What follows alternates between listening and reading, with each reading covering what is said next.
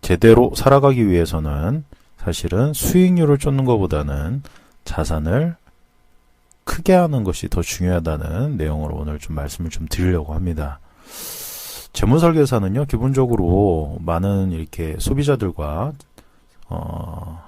만나면서, 그리고 고객의 자산을 관리하면서 장기적으로는 자산 증식을 위해서 힘을 쓰게 됩니다.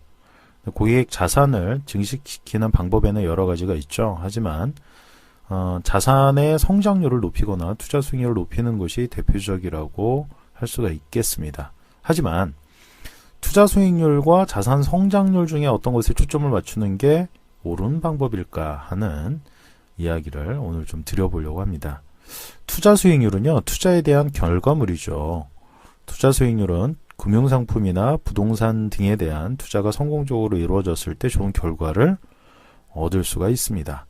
성공적인 투자를 위해서 재무설계사는 경기 사이클이나 경제 지표, 그리고 투자 환경과 같은 여러 가지 자료를 바탕으로 미래를 예측하게 되는데요. 하지만 미래를 예측한다는 것은 불가능에 가깝죠. 불확실성은 나날이 커지고 있기 때문입니다. 월가 영웅으로 일컬어지는 피터 린치는 시장이 정점인지 바닥인지, 한마디로 주식을 살지 팔지 예측하려 드는 것은 시간 낭비라고 얘기하고 있는데요. 한 번 이상 연속해서 시장을 정확히 예측한 사람을 본 적이 없다고 말하고 있습니다. 이 말은요, 투자 수익률을 높이기도 어렵지만 지속적으로 수익을 내기란 정말 어렵다는 뜻이 되겠죠.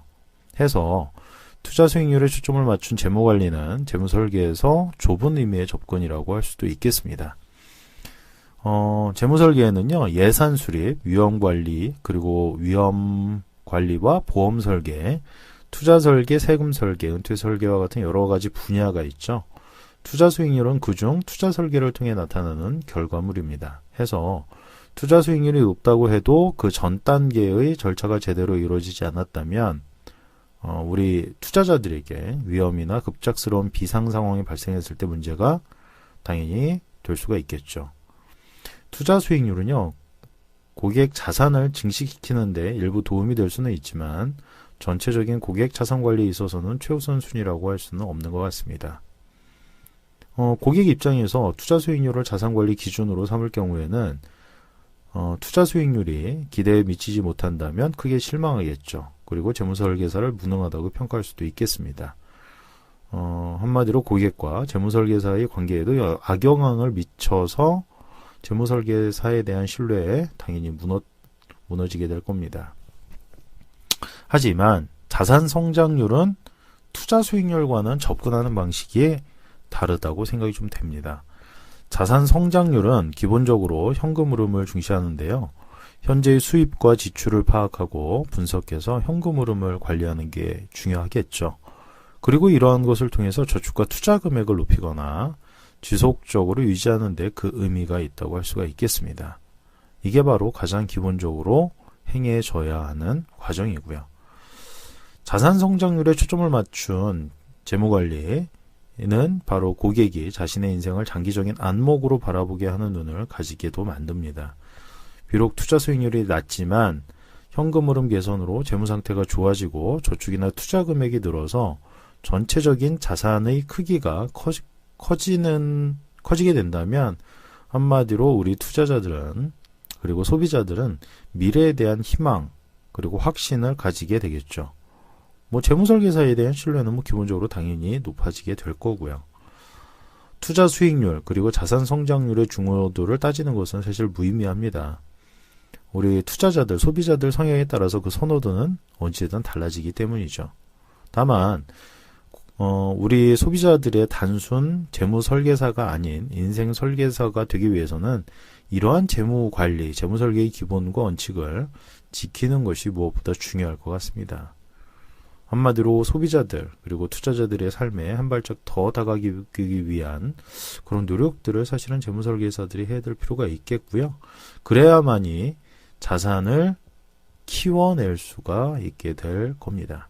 한마디로 수익률을 쫓아가는 것보다는 원금을 키워나가고 자산 사이즈를 키워나가는데 주력을 해나가는 것이 무엇보다 중요하다고 생각이 듭니다.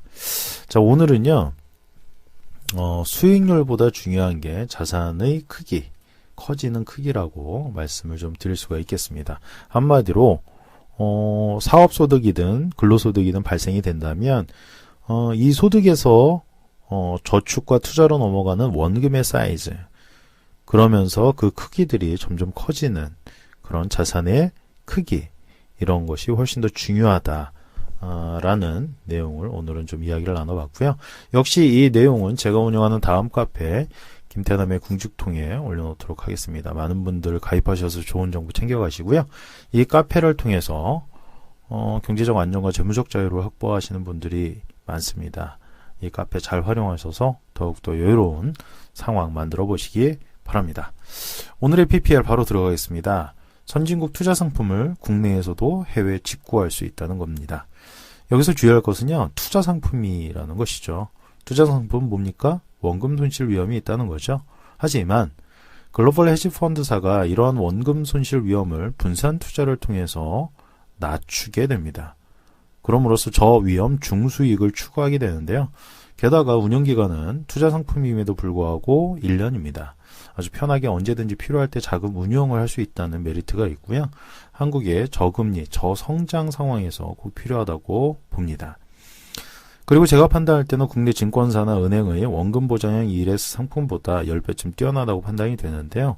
그 이유는 이렇습니다. 원금 보장형 ELS 상품의 경우에는 대부분 만기 시에 원금만 가져가게 되거든요.